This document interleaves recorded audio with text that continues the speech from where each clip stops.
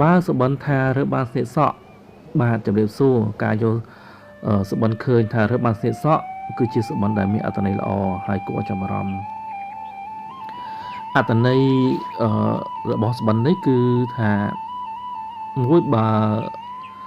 មានការភ្ជាប់តំណែងស្នៀតសក់ជានិមិត្តរូបនៃការចងភ្ជាប់ឬការផ្សារភ្ជាប់តំណែងល្អឡើងវិញបានសេចក្តីថា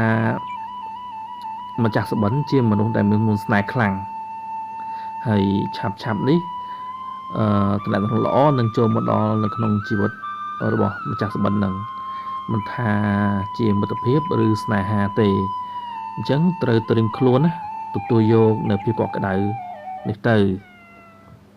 ហើយទី2គឺដំណោះស្រាយបញ្ហាវាបង្ហាញថាអ្នកនឹងរកឃើញដំណោះស្រាយងាយដើម្បីដោះស្រាយភាពស្មុគស្មាញដែលនៅសេសសល់ម្ចាស់សបិនពិតជាពូកែសបិននេះបានប្រាប់ហើយថាបញ្ហាដែលម្ចាស់សបិនព្រួយបារម្ភនឹងត្រូវបានដោះស្រាយយ៉ាងរលូននិងឆាប់រហ័សកម្លាំងចិត្ត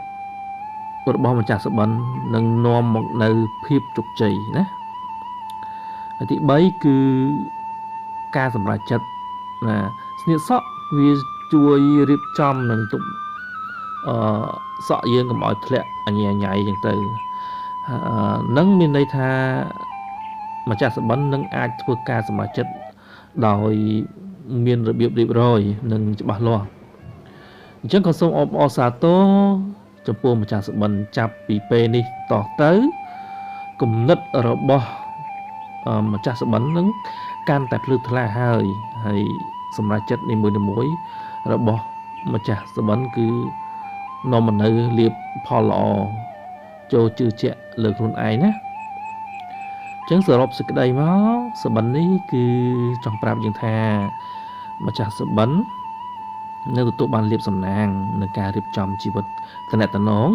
ការសម្រេចចិត្តគ្រប់យ៉ាងនឹងកាន់តែមានសណ្ដាប់ធ្នាប់និងស្រស់ស្អាតដោយស្នៀតសក់ដែលជួយកែសម្រួលរូបរាងផ្នែកសក់យើងខាងលើក្បាលយើងអញ្ចឹងណា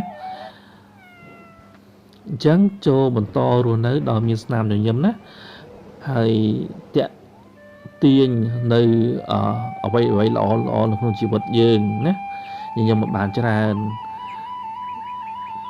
បាទសូមអរគុណ